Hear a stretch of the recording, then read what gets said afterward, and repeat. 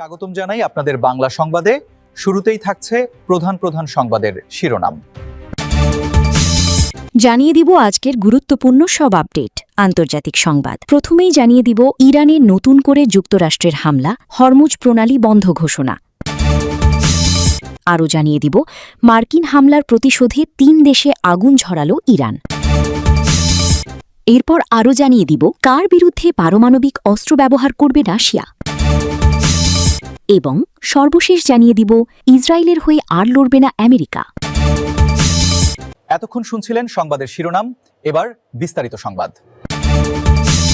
তবে তার আগে অনুরোধ থাকবে এই ভিডিওটিতে একটি লাইক, কমেন্ট এবং চ্যানেলটি সাবস্ক্রাইব করে জানিয়ে দিন কোন জেলা থেকে বা কোথা থেকে আপনি আমাদের এই ভিডিওটি দেখছেন এবং শুনছেন। বুধবার রাতে ইরানে আবারও হামলা চালায় যুক্তরাষ্ট্র।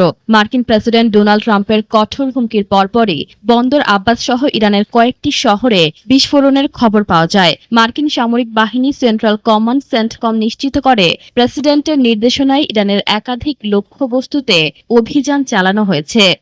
মার্কিন হামলার পর রাজধানী তেহরানের পশ্চিমাঞ্চলে আকাশ প্রতিরক্ষা ব্যবস্থা সক্রিয় করা হয়, তবে এখন পর্যন্ত হতাহত বা ক্ষয়ক্ষতির কোনো নির্দিষ্ট তথ্য প্রকাশ করা হয়নি। জবাব দিয়েছে ইরানও। কুয়েত ও বাহরাইনের মার্কিন ঘাঁটিতে হামলার দাবি করেছে আইআরজিসি। হরমুজ প্রণালী বন্ধ করে দিয়েছে তেহরান। দেশটির সামরিক বাহিনী তেলবাহী ট্যাঙ্কার, বাণিজ্যিক জাহাজসহ সব ধরনের নৌযানের চলাচল বন্ধের নির্দেশ দিয়েছে বলে জানিয়েছে ইরানি সংবাদ মাধ্যম। সতর্ক করে বলা হয়েছে, নির্দেশ অমান্য করলে সংশ্লিষ্ট নৌযানকে লক্ষ্যবস্তু করা হতে পারে। এর আগে ওয়াশিংটনে সাংবাদিকদের ট্রাম্প বলেন, আগের দিন ইরানে কঠোর আঘাত হানা হয়েছে এবং আরও হামলা চালানো হবে। একই ধরনের বার্তা দেন মার্কিন সমরমন্ত্রী পিট হেগসেথও। অন্যদিকে ইরানের প্রেসিডেন্ট মাসুদ পেজেশকিয়ান বলেছেন, যেকোনো চাপ বা হুমকির বিরুদ্ধে কঠোরভাবে দাঁড়াবে তেহরান। যুক্তরাষ্ট্র ও ইরানের মধ্যে উত্তেজনা নতুন করে বাড়ে মঙ্গলবার। হরমুজ প্রণালীতে একটি মার্কিন সামরিক হেলিকপ্টার ভূপাতিত হওয়ার পর ইরানের বিভিন্ন স্থাপনায় হামলা চালায় যুক্তরাষ্ট্র। জবাবে জর্ডান, কুয়েত ও বাহরাইনে মার্কিন ঘাঁটি লক্ষ্য করে ক্ষেপণাস্ত্র ও ড্রোন হামলা চালায় ইরান। তবে চলমান উত্তেজনার মধ্যেও দুই দেশকে আলোচনার টেবিলে ফেরাতে কূটনৈতিক তৎপরতা অব্যাহত রয়েছে। এরই অংশ হিসেবে কাতারের একটি প্রতিনিধি দল তেহরানে সফর করেছে। অ্যাপাচি হারিয়ে রাগে ক্ষোভে ইরানের উপর হামলা চালায় যুক্তরাষ্ট্র। কিন্তু কথায় আছে, রাগলেন তো হারলেন। আর তাই তো 700 কোটি টাকার হেলিকপ্টার হারানোর পর আবারও ইরানের কাছে 300 কোটি টাকার ড্রোন হারালো রাগে ফুঁসতে থাকা যুক্তরাষ্ট্র। শুধু কি তাই, মার্কিন যুক্তরাষ্ট্রের একাধিক গুরুত্বপূর্ণ সামরিক ঘাঁটি লক্ষ্য করে ঝাঁকে ঝাঁকে ব্যালিস্টিক মিসাইল ও ড্রোন ছুড়েছে ইরান। তারপরও ক্ষান্ত হয়নি পারস্যের এই দেশ। তাতে দাঁত রেখে দিয়েছে হুমকি। নতুন করে আবারও কি ঘটছে মধ্যপ্রাচ্যে? আবারও কি শুরু হতে যাচ্ছে নজিরবিহীন যুদ্ধাবস্থা? মার্কিন সামরিক বাহিনীর বিমান হামলার কয়েক ঘন্টার মধ্যেই একযোগে 3 দেশে ভয়াবহ পাল্টা আঘাত হানল ইরান। বাহরাইন, কুয়েত এবং জর্ডানে অবস্থিত মার্কিন যুক্তরাষ্ট্রের একাধিক গুরুত্বপূর্ণ সামরিক ঘাঁটি লক্ষ্য করে ঝাঁকে ঝাঁকে ব্যালিস্টিক মিসাইল ও ড্রোন ছুড়েছে ইরানি বিপ্লবী গার্ড বা আইআরজিসি। হরমুজ প্রণালীতে মার্কিন অ্যাপাচি হেলিকপ্টার ভূপাতিত হওয়া এবং তার জবাবে ইরানের উপকূলে আমেরিকার বিমান হামলার পরেই এই নজিরবিহীন যুদ্ধ অবস্থা তৈরি হলো। ইরানের পক্ষ থেকে জানানো হয়েছে, এটি মূলত মার্কিন আগ্রাসনের বিরুদ্ধে তাদের আত্মরক্ষামূলক অপারেশন ট্রু প্রমিস 4। বুধবার সকালে আইআরজিসি বাহরাইনে অবস্থিত মার্কিন নৌবাহিনীর 5ম নৌবহর সদর দপ্তর লক্ষ্য করে ড্রোন হামলা চালায়। একই সময়ে কুয়েতের আলী আল সালেম বিমান ঘাঁটি এবং জর্ডানে আল আজরাক বিমান ঘাঁটিতে ধেয়ে যায় দূরপাল্লার ক্ষেপণাস্ত্র। ইরানের দাবি, জর্ডানের ঘাঁটিতে তাদের নিখুঁত হামলায় মার্কিন F-35 ফাইটার জেটের একটি হাঙ্গার ধ্বংস হয়েছে এবং তারা মোট 21টি মার্কিন লক্ষ্যবস্তুতে আঘাত হেনেছে। এই রক্তক্ষয়ী সংঘাতের সূত্রপাত ঘটেছিল গত মঙ্গলবার। হরমুজ প্রণালীর আকাশে আমেরিকার একটি অত্যাধুনিক অ্যাপাচি হেলিকপ্টার ভূপাতিত হওয়ার পর মার্কিন প্রেসিডেন্ট ডোনাল্ড ট্রাম্প তীব্র ক্ষোভ প্রকাশ করেন এবং সরাসরি ইরানকে দায়ী করেন। তার নির্দেশেই মার্কিন সেন্ট্রাল কমান্ড বা সেন্টকম ইরানের কেশম দ্বীপ এবং বন্দর আব্বাসের বিভিন্ন উপকূলীয় সামরিক স্থাপনায় বিমান হামলা চালায়। আমেরিকার সেই হামলাকে আত্মরক্ষা বললেও ইরান একে সার্বভৌমত্বের উপর চরম আঘাত হিসেবে উল্লেখ করে এই ত্রিদেশীয় হামলা চালায়। এদিকে এই হামলার পর জর্ডানের সামরিক বাহিনী জানিয়েছে, তারা আকাশেই 5টি ইরানি মিসাইল ভূপাতিত করতে সক্ষম হয়েছে। তবে বাহরাইনের রাজধানী মানামায় তীব্র বিস্ফোরণের শব্দ শোনা গেছে এবং মার্কিন দূতাবাসে তাদের নাগরিকদের সতর্ক অবস্থানে থাকার নির্দেশ দিয়েছে। অপরদিকে আরব আমিরাত, কুয়েত ও মিশর একযোগে যৌথ বিবৃতিতে সার্বভৌমত্ব লঙ্ঘনের তীব্র নিন্দা জানিয়ে ইরানের এই হামলাকে আঞ্চলিক স্থিতিশীলতার জন্য চরম এক হুমকি বলে আখ্যা দিয়েছে। অবশেষে কি যুদ্ধের ময়দানে পারমাণবিক বোমা ব্যবহার করতেই যাচ্ছে রাশিয়া? কিন্তু কোন দেশের বিরুদ্ধে এই মারণাস্ত্র ব্যবহার করতে পারে মস্কো? যদিও এরই মাঝে ইউক্রেনের বিরুদ্ধে নিজেদের সামরিক বহরের সবচেয়ে শক্তিশালী ব্যালিস্টিক মিসাইল ওরেশনিক ব্যবহার করেছে রাশিয়া, যা পারমাণবিক অস্ত্রের ওয়ারহেডও বহন করতে সক্ষম বলে দাবি সমরবিদদের। এদিকে রাশিয়ার ঘনিষ্ঠ বন্ধুরাষ্ট্র বেলারুশের সীমান্তের কাছেই পশ্চিমা সামরিক জোট ন্যাটোর বাহিনী উস্কানিমূলক সামরিক মহড়া চালাচ্ছে বলে অভিযোগ মস্কো ও মিনস্কের। তবে কি ন্যাটোর বিরুদ্ধেই এবার যুদ্ধের ময়দানে উত্তাপ ছড়াতে চলেছে রাশিয়া? প্রশ্ন হলো, পারমাণবিক অস্ত্র ব্যবহার করলে বৈশ্বিক পরিস্থিতি ঠিক কোন দিকে গড়াতে পারে?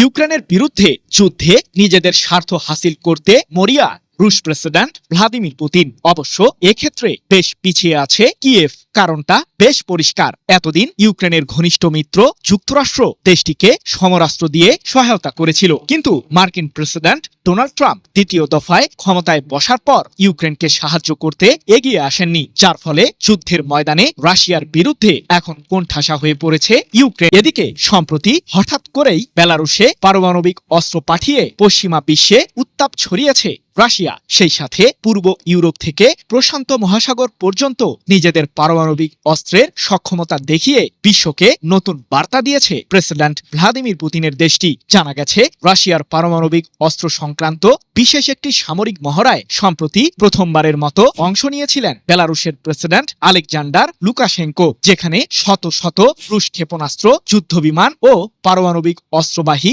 সাবমেরিন অংশ নেয়। এবার নিজেদের ভূখণ্ডকে শত্রুপক্ষের আক্রমণ থেকে রক্ষা করতে পারমাণবিক অস্ত্র ব্যবহারের হুমকি দিয়েছে রাশিয়া। এ প্রসঙ্গে রাশিয়ার উপপররাষ্ট্রমন্ত্রী মিখাইল গালুজিন বলেছেন, রাশিয়া ও বেলারুশের সশস্ত্র বাহিনী পারস্পরিক সহযোগিতা ক্রমাগত বৃদ্ধি করেই চলেছে। ইউনিয়ন স্টেটের নিরাপত্তা নিশ্চিত করতে আমরা পারমাণবিক অস্ত্র সহ সব উপায় ব্যবহার করতে সর্বদা প্রস্তুত। এ সময় তিনি বেলারুশের সীমান্তবর্তী অঞ্চলে ন্যাটোর উস্কানিমূলক সামরিক মহড়াকে ঘিরে অভিযোগ তুলেছেন। 9 জুন এক প্রতিবেদনে বিষয়টি নিশ্চিত করেছে রাশিয়ার রাষ্ট্রীয় সংবাদ মাধ্যম তাস। তবে কি পশ্চিমাদের বিরুদ্ধেই পারমাণবিক অস্ত্র ব্যবহারের সিদ্ধান্ত নেবেন পুতিন? পারমাণবিক অস্ত্রের ওয়ারহেড মজুদের দিক থেকে বিশ্বে শীর্ষ অবস্থান ধরে রেখেছে রাশিয়া। দেশটির কাছে বর্তমানে প্রায় 5,500 পারমাণবিক অস্ত্রের ওয়ারহেড রয়েছে বলে দাবি যুক্তরাষ্ট্রভিত্তিক গবেষণা সংস্থা আর্মস কন্ট্রোল অ্যাসোসিয়েশনের। শুধু তাই নয়, নিজেদের কৌশলগত পারমাণবিক অস্ত্রের বহর বাড়াতেও বেশ মনোযোগী প্রেসিডেন্ট পুতিন। সম্প্রতি ইউক্রেনের বিরুদ্ধে তৃতীয়বারের মতো পারমাণবিক অস্ত্রের ওয়ারহেডবাহী ওরেশনিক মিসাইল ব্যবহার করেছে রাশিয়ার সামরিক বাহিনী। এ প্রসঙ্গে রুশ প্রেসিডেন্টের দাবি, ওরেশনিক মিসাইলকে প্রতিহত করার মতো এয়ার ডিফেন্স সিস্টেম কোনো দেশের কাছেই নেই। অন্যদিকে বেলারুশকেও সম্প্রতি বহু সু-25 মডেলের যুদ্ধবিমান, স্কান্দার মডেলের ব্যালিস্টিক মিসাইল এবং কৌশলগত পারমাণবিক অস্ত্র দিয়েছে রাশিয়া, যা ইউক্রেন সীমান্তের 200 কিলোমিটারের মাঝে বেলারুশের একটি বিশেষ সামরিক প্রশিক্ষণ কেন্দ্রে মোতায়েন আছে। এ সম্পর্কে জার্মানির ব্রেমেন বিশ্ববিদ্যালয়ের গবেষক নিকোলাই মিত্রখিন বলেছেন, কোনো কারণ ছাড়াই মিত্র দেশটির কাছে এমন সমরাস্ত্র পাঠাচ্ছে রাশিয়া। সম্ভবত বড় কিছু একটা ঘটতে যাচ্ছে, যা আন্তর্জাতিক রাজনীতিতে প্রভাব ফেলবে। এতে পারমাণবিক অস্ত্র জড়িত রয়েছে।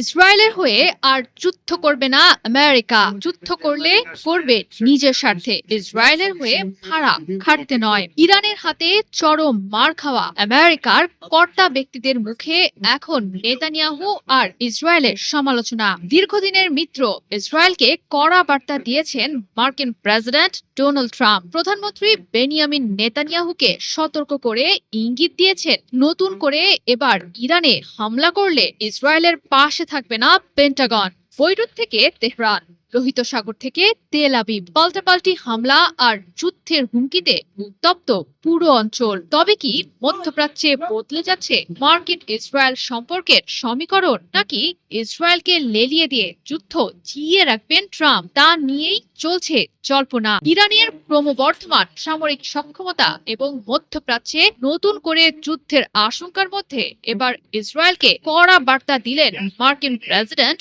ডোনাল্ড ট্রাম্প দীর্ঘদিনের ঘনিষ্ঠ মিত্র। ইসরায়েলের প্রধানমন্ত্রী নেতানিয়াহুকে সরাসরি সতর্ক করে ট্রাম্প বলেছেন, ইরান ও হিজবুল্লাহর সঙ্গে আরেকটি পূর্ণাঙ্গ যুদ্ধ শুরু হলে তেল আবিবের পাশে থাকবে না ওয়াশিংটন। ট্রুথ সোশ্যালে উভয় পক্ষকে যুদ্ধ বন্ধের আহ্বান জানিয়ে ট্রাম্প বলেন, শান্তি প্রতিষ্ঠার আলোচনায় কোনো ধরনের বোকামি বা অবিবেচক পদক্ষেপের স্থান নেই। পরে এক সাক্ষাৎকারে তিনি জানান, নেতানিয়াহুকে ব্যক্তিগতভাবেও সতর্ক করেছেন তিনি। গেল এপ্রিলের যুদ্ধবিরতির পর সবচেয়ে বড় সামরিক উত্তেজনা শুরু হয় রোববার। লেবাননের রাজধানী বৈরুতে ব্যাপক বিমান হামলা চালায় ইসরায়েলি বিমান বাহিনী। এর পাল্টা প্রতিক্রিয়ায় উত্তর ইসরায়েল লক্ষ্য করে ক্ষেপণাস্ত্র নিক্ষেপ করে ইরান। জবাবে সোমবার ভোরে ইরানের বিভিন্ন বিমান প্রতিরক্ষা স্থাপনা এবং একটি পেট্রোকেমিক্যাল কারখানায় হামলা চালায় ইসরায়েল। তবে ট্রাম্পের সতর্কবার্তায় নতি স্বীকার করেননি ইসরায়েলি প্রধানমন্ত্রী বেনিয়ামিন নেতানিয়াহু। একই সঙ্গে ইরান আবার হামলা চালালে তার জবাব আরো কঠোর হবে বলে হুঁশিয়ারিও দেন তিনি। অন্যদিকে এই সংঘাতের জন্য সরাসরি যুক্তরাষ্ট্রকে দায়ী করেছে তেহরান। দেশটির পররাষ্ট্র মন্ত্রণালয়ের মুখপাত্র ইসমাইল বাঘাই বলেছেন, যুদ্ধবিরতি প্রক্রিয়ার অন্যতম মধ্যস্থতাকারী হওয়ার যে কোনো লঙ্ঘনের দায় ওয়াশিংটন এড়াতে পারে না। ইরানের প্রেসিডেন্ট মাসুদ পেজেশকিয়ান জানিয়েছেন, এখনো খোলা আছে আলোচনার পথ। জাতিসংঘে নিযুক্ত ইরানের রাষ্ট্রদূত নিশ্চিত করেছেন, পাকিস্তানের মধ্যস্থতায় ওয়াশিংটন ও তেহরানের মধ্যে নিয়মিত চলছে বার্তা আদান প্রদান। সব মিলিয়ে মধ্যপ্রাচ্যের এই সংকট শুধু ইরান ও ইসরায়েলের সংঘাত নয়, বরং যুক্তরাষ্ট্র ইসরায়েল সম্পর্কের ভবিষ্যৎ নিয়েও তৈরি করেছে নতুন প্রশ্ন। ট্রাম্পের সাম্প্রতিক সতর্কবার্তা স্পষ্ট করে দিয়েছে, আগের মতো নিঃশর্ত সমর্থনের নিশ্চয়তা হয়তো আর পাচ্ছে না তেল আবিব। আর সেই বার্তাই এখন মধ্যপ্রাচ্যের কূটনৈতিক অঙ্গনে সবচেয়ে বড় আলোচনার বিষয়।